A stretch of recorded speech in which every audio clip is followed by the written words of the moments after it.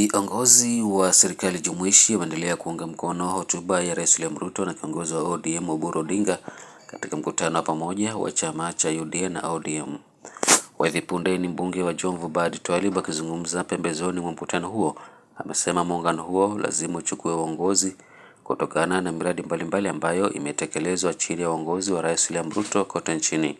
Hapa hatuko kwenye kucheza lele mama. Hapa hatuko kanisani ama msikitini ama kwenye hekalu. Hapa tuko kwenye mkutano wa kisiasa. Mambo ya kisiasa na kwa kisiasa. Vile Mheshimiwa Rais alivyosema kwa 2027 huwa ni muhimu sana tuwe tutashinda. Hatuna shaka yoyote kwa ile focus na yale maneno tuliyoyasema ni kuwa 2027 tutaweza kuchukua hatamu ya uongozi. Ruto kwa 2 term kama President of the Republic of Kenya, na sisi wabunge ambao tuko katika broad based government kwa kazi ambao tumeweza kufanya, tutaweza kuionyesha kama kweli tutaweza kupata manufaa, na vile vile tukipita tutaweza kuendeleza watu wetu katika respective constituencies ambazo tumeweza kuziona. Lakini nataka niseme kitu kimoja, politics is about interest. Kila kitu ambacho tunafanya hapa ni kuangalia kitasaidia vipi watu wetu. Ndio maana nasema mkutano kama huu umenizalishia additional 40 million ambao ningekuwa nimejibiwa bunge, lakini chama na Tandi amenijibu hapa kama pesa yako ya equipment ya TV iko tayari. Kwa hivyo if you are not for this meeting, leo pengine hatutaweza kumingu na kuweza kujua ni kitu gani. Let's support William Ruto, the President of the Republic of Kenya.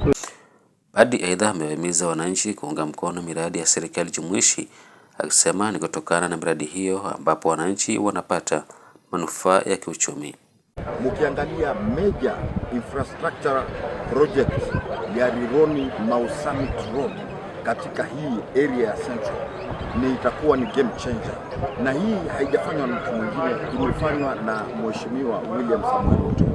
Hapa katika ya kuzungumzia yako ambao tunaweza kwenda kuzungumzia katika nyanja kama katika constituency yetu, lakini hapa zaidi maadamu mkuu wa nchi ambaye ni Mheshimiwa Rais yuko hapa, tutadwell mostly on the major projects ambazo rais ameweza kuonesha uongozi na ukakamavu wake.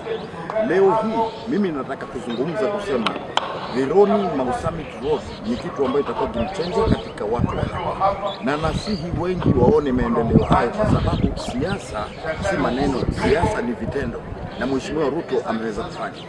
Rais Ruto katika mkutano huo aliwahimiza viongozi wa ODM na UDA kufanya juhudi kuhakikisha wanashinda uchaguzi mkuu mwakani, akisema iwapo upinzani utachukua mamlaka utavuruga miradi ambayo inaendelezwa na serikali.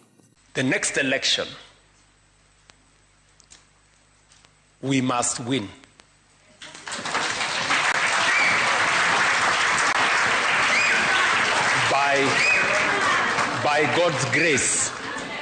By God's grace, we must win the next election. The alternative is difficult to fathom. A group of people who have no plan, no agenda, no policy, no vision is too dangerous for Kenya. But let us be straightforward. If you have any issue that you want to raise, please raise it honestly, but don't be a fence sitter. Teamwork makes work light and makes efficiency better. Ali Vincent, Benvin TV.